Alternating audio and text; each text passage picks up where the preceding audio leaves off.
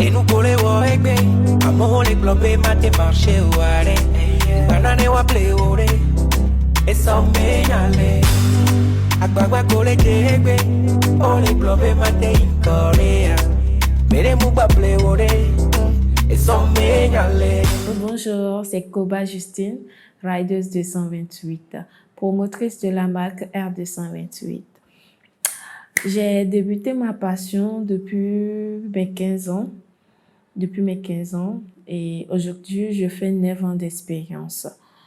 Je peux dire que dès mon enfance, j'étais livrée à moi-même. Je ne parlais pas, j'étais tellement réservée avec les souffrances, les maltraitances et tout. Je ne faisais plus confiance à personne.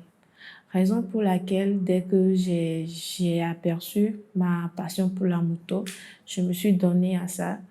Et il y avait ça qui me soulageait. Il y avait qu'à la moto que j'arrivais à tout dire. J'arrivais à communiquer. J'arrivais à communiquer avec ma moto et tout. Mais par le passé, j'avais pas encore de moto.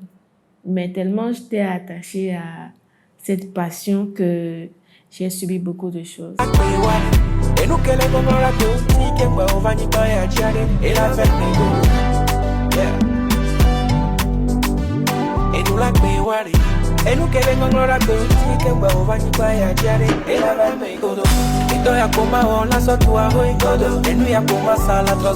Je n'avais pas encore ma moto.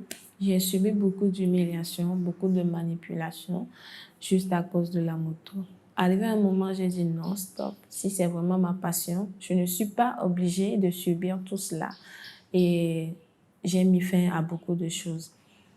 Après cela, il y a quelqu'un qui m'a dit yeux dans les yeux que je n'aurai jamais de moto, que moi-même, je ne pourrai jamais évoluer dans ce domaine sans lui.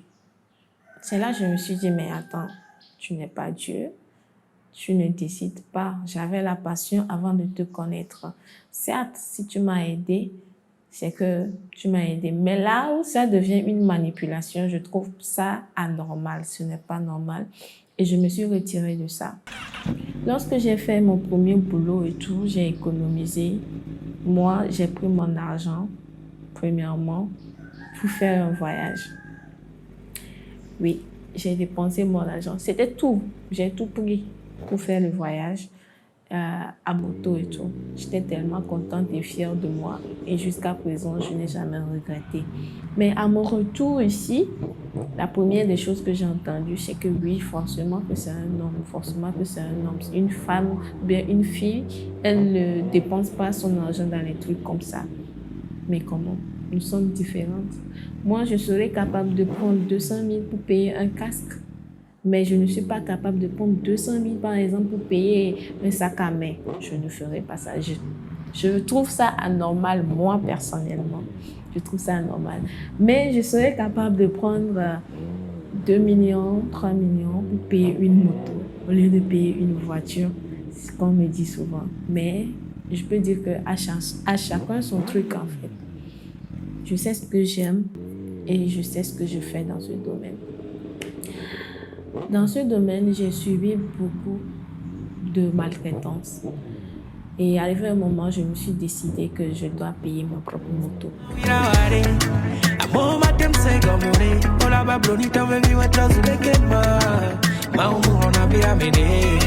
En 2024, mon premier souhait était d'avoir ma moto à moi. Après 6 mois, je peux dire que j'ai aujourd'hui ma moto grâce à mon boulot. J'ai travaillé dur pour avoir ma moto à moi, la CBR 650F 2020. Et là, je peux dire aujourd'hui que quel soulagement pour tous ceux qui n'ont pas cru en moi. J'espère qu'aujourd'hui vous avez eu la preuve, surtout celui qui m'a dit yeux dans les yeux. Jamais moi je ne peux évoluer dans ce domaine sans lui. Et ça me fait rire aujourd'hui parce que ce que j'ai payé dépasse celui de la personne. 2 fois même, je peux dire. no pepepe. Agita que tu te sors, odo baba me yare.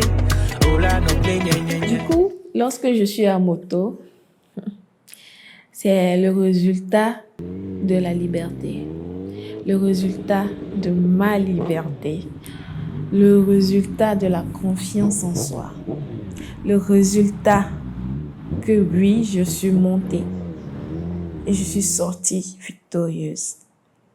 Du coup, c'est une très grande fierté pour moi. Et là, je rends toujours grâce à Dieu parce que c'est lui qui a permis.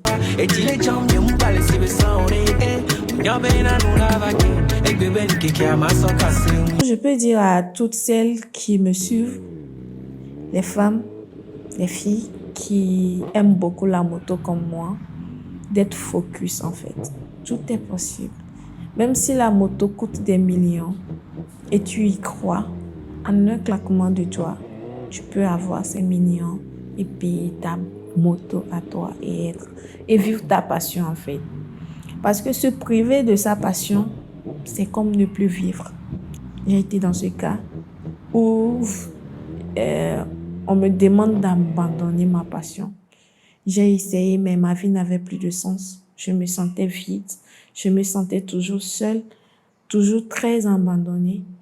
Mais lorsque je m'accroche à ma passion, c'est l'une des choses qui m'aide à évoluer dans tout domaine, que ce soit professionnellement, que ce soit dans le monde de la moto, que ce soit partout. Croyez